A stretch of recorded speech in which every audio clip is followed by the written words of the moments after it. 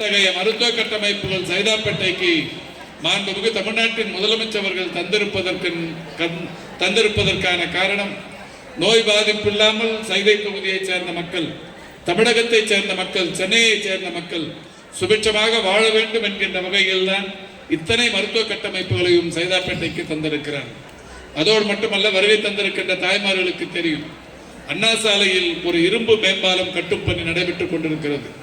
யாரெல்லாம் அண்ணா சாலைக்கு போவீர்களோ அவர்களெல்லாம் பார்த்தால் தெரியும், சைதாப்பேட்டையிலிருந்து தேனாம்பேட்டை வரை 3 கிலோமீட்டர் தூரத்திற்கு 621 கோடி ரூபாய் செலவில் ஒரு மிகப்பெரிய மேம்பாலம் கட்டும் பணி நடைபெற்றுக் கொண்டிருக்கிறது. இனிமேல் சைதாப்பேட்டையில் இருப்பவர்கள் தேனாம்பேட்டையை கடந்து போக வேண்டும் என்றால் சைதாப்பேட்டையில் பாலம் ஏறினால் நாம் இனிமேல் பேம்பேட்டை சிக்னலை காத்திருக்க வேண்டிய அவசியம் இல்லை, SSIT நகர் சிக்னலில் காத்திருக்க வேண்டிய அவசியம் இல்லை, YMCA நெருக்கடியில் சிக்க வேண்டிய அவசியம் இல்லை, அதை தாண்டி நந்தனம் சிக்னலில் காத்திருக்க வேண்டிய அவசியம் இல்லை, அதை தாண்டி எல்லாசாமி சிக்னலில் காத்திருக்க வேண்டிய அவசியம் இல்லை, SIT சிக்னலில் காத்திருக்க வேண்டிய அவசியம் இல்லை, எல்டாம்ஸ் ரோட் சிக்னலில் காத்திருக்க வேண்டிய அவசியம் இல்லை. இங்கே மேம்பாலத்தின் மேல் ஏறினால் தேனாம்பேட்டையில் சென்று ஒரு 5 மணித்துளிகளில் இவ்வளவு தொலைவையும் இவ்வளவு போக்குவரத்து நெரிசலையும் கடந்து செல்வதற்குரிய ஒரு பாலம் கட்டும் பணியினை மாண்புமிகு முதல்வர் தொடங்கி இன்னும் ஓரிரு மாத காலங்களில் அந்த பணி முடிவடையவிருக்கிறது. அதேபோல் மத்திய கைலாஷ் சைதாப்பேட்டையிலிருந்து ECR கிழக்கு கடற்கரை சாலைக்கு செல்லுபவர்கள், OMR இப்பொழுது ராஜீவ்காந்தி சாலை, அந்த சாலைகளுக்கு செல்பவர்களுக்கு ஒரு மத்திய கைலாஷ் அருகில் ஒரு மிகப்பெரிய அளவிலான நெருக்கடியை நாம் இதுவரை சந்தித்து வந்தோம். மாண்புமிகு தமிழ்நாட்டின் முதலமைச்சர்கள் 58 கோடி ரூபாய் செலவில் ஒரு மேம்பாலம் கட்டும் பணியினை தொடங்கி அந்த பணியும் இன்னும் 1 மாத காலத்தில் அங்கே முடிவடையவிருக்கிறது.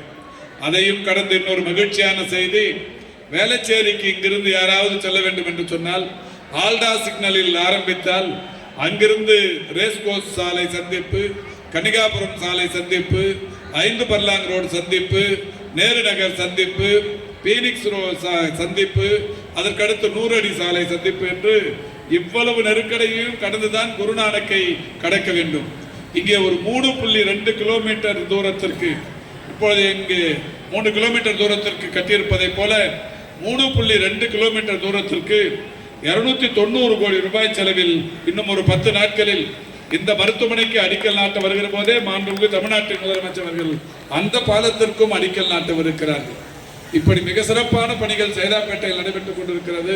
பட்டியல் போட்டால் நீண்ட நேரமாகும். பணியில் நீங்கள் காத்துக் கொண்டிருக்கிறீர்கள். உங்களுக்கு ஏராளமான பணியும் இருக்கிறது, தலைக்கு மேல் பணியும் கொட்டிக் கொண்டிருக்கிறது. எனவே விரைந்து இந்த நிகழ்ச்சியை முடிக்க வேண்டும் என்கின்ற வகையில் ஒரே ஒரு செய்தியை சொல்லி முடிக்க கருதுகிறேன். இப்போ சைதாப்பேட்டையில் கிண்டி ரேஸ் கோச்சுன்னு சொன்னால் அதை தெரியாதவங்க யாரும் இருக்க மாட்டேங்க. சேமிப்பு காசெல்லாம் எடுத்துகிட்டு போய் குதிரையில் கட்டி மொத்தமாக தோத்துட்டு நிறைய பேர் உயிரிழந்தவங்க ஏராளம். அப்போ கலைஞர் என்ன பண்ணார்னா 72ல் குதிரை பந்தயத்தையே ஒழிக்கணும் அப்படிங்கிறதுக்காக ஒரு சட்டத்தை போட்டு குதிரை பந்தயத்தை ஒழிச்சிட்டு அந்த குதிரை பந்தயம் ஒழிச்சிய நினைவா அண்ணா மேம்பாலம் அருகே ஒரு குதிரை 61 ஏக்கர், கொஞ்சம் இமேஜின் பண்ணி பாருங்க. ஒரு கிரவுண்டு, அரை கிரவுண்டு, 800 சதுரடி, 600 சதுரடியில் நாம் வீடு வச்சிருக்கிறோம். அது 161 ஏக்கர், ஆயிரக்கணக்கான கோடி ரூபாய்க்கு சொந்தமானது, அரசாங்க இடம். அந்த இடத்தை மீட்டு இன்னைக்கு என்ன பண்ணியிருக்காரு தெரியுமா? சென்னையில் வறட்சி வரக்கூடாது, வறட்சி நிலத்தடி நீர் போயிடுச்சுன்னா ஒரு பெரிய அளவில் பாதிப்பை நம்ம ஒரு 7-8 வருஷத்துக்கு முன்னாடி சந்திச்சோம். எனவே அந்த மாதிரியான நிலம் வரக்கூடாதுன்னு சொல்லி 24 கோடி லிட்டர் கொள்ளலுடன் கூடிய 6 குளங்களை இப்ப புதுசா விட்டிருக்கிறோம். அதுக்குள்ள 24 கோடி லிட்டர் கொள்ளலுடன் கூடிய 6 குளங்கள். ஒன்று நிலத்தடி நீர்மட்டம் உயரும், இன்னொன்னு வெள்ள பாதிப்புகள் இல்லாமல். இப்ப வடகிழக்கு பருவமழை முடிஞ்சிச்சு, மழை வந்தா அந்த தண்ணி எல்லாம் போய் அந்த பக்கம் மடுவங்கரை, சக்கரபாணி தெரு, இந்த மக்கள்லாம் பெரிய பாதிப்புக்குள்ளாவாங்க.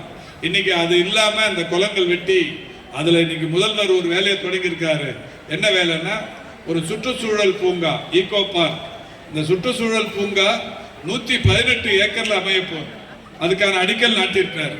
இந்த 118 ஏக்கர்ல சுற்றுச்சூழல் பார்க் இங்க வந்துருச்சுன்னா எப்படி பெங்களூர்ல லால் பார்க், பெங்களூர்ல கப்பன் பார்க், இந்த பார்க் எல்லாம் போனீங்கன்னா 47 ஏக்கர் 48 ஏக்கர் தான். கழக வழக்கறிஞர் சட்ட போராளி ஐயா வில்சன் அவர்கள் வாழ்த்து தெரிவித்தார்.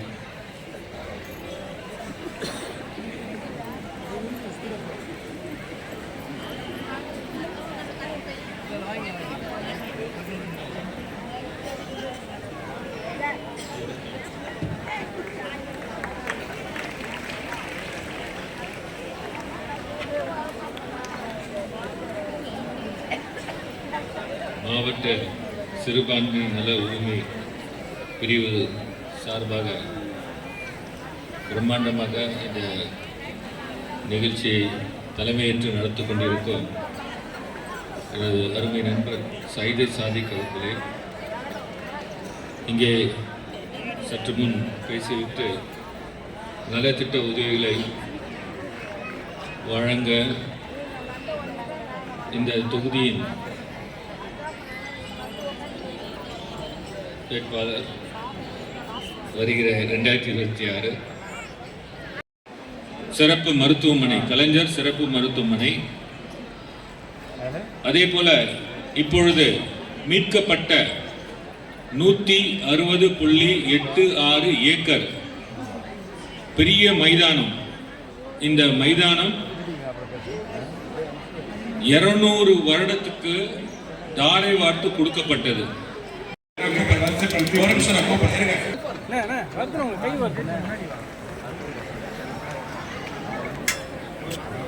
முன்னால வந்துடல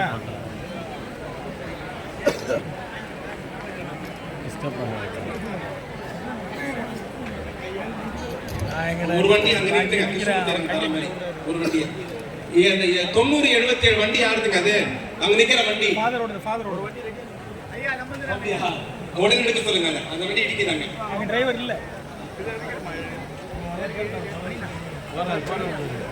அந்த 5 பேர் மேல வாங்கம்மா. 5 பேர் மேல கீழே தான் போறாங்க. நீங்க அமைச்சர் கீழே வந்து கொடுக்குறாங்க. நான் திருப்பி சொல்றேன், இங்க யாரும் போட்டு கூட நீ சாண்டா கூட நீ கொஞ்சம் வழி கொடு.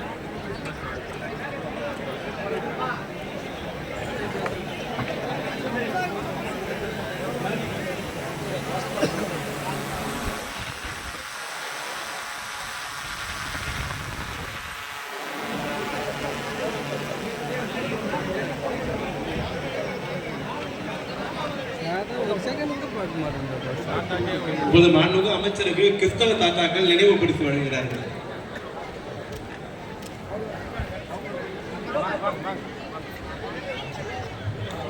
யாரும் எழுந்துக்காதீங்க. ஒவ்வொரு வரிசையா நம்ம கழகத்தோட இந்த வரிசையில ஒழுங்குபடுத்த சொல்லுங்க. இங்க கும்பல நிக்கிறவங்க சைட்ல போங்க. இந்த ரோ பக்கம் போடுங்க. கழகத்தோட இந்த லெஃப்ட்ல இந்த சேர் போட்டு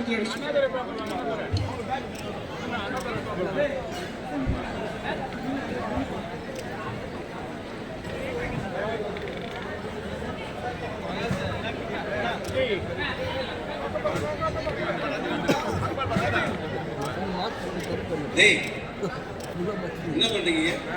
கேக் கொடுக்க போறீங்களா? ஓரம் கொடுத்து அனுப்புங்க. இவ்வளவு பேர் இருக்கிறீங்க வெளியில. அவங்க ஏத்திரிக்கே சேர் எடுத்து மடிச்சு போடுங்க. அண்ணா இங்க பாருங்க அண்ணா அப்படியே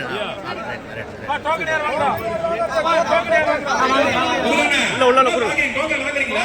கீச்சி போடுங்க. கீச்சி போடுங்க. கீழே பாத்து வா. அண்ணா அந்த கம்பியில ஒரு ஆளு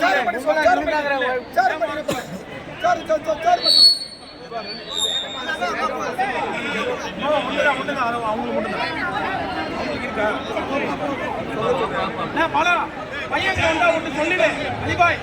அலிபாய் 1-2 சொல்லிருங்க.